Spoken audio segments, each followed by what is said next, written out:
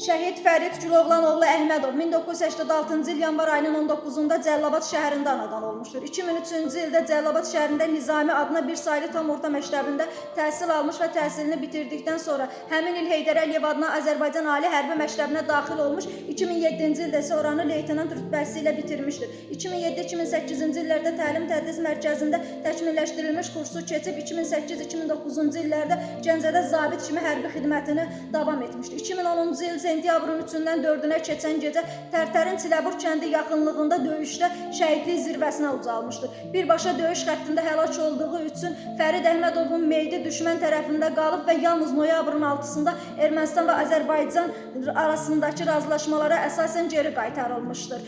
2010-cu il noyabrın 7-sində Prezident İlham Əliyevin baş leytenant Fərid Güloğlan oğlu Əhmədovun igidliyinə görə medalı haqqında sərəncam imzalamışdır. Sərəncama əsasən şəhid Fərid Əhmədov bu medalı hərbi borcunu həyatı təhlükəsi altında yerinə yetirərkən igidlik göstərdiyinə görə layiq görülmüşdür. 2014-cü il yanvar ayında şəhid Fərid Əhmədovun ömür yoluna həsr edilmiş Hay Vermənə Leytenant adlı filmin təqdimat mərasimi keçirilmişdir. Dərin ehtiram və hüzünlə anırıq. Allah məqamını uca etsin.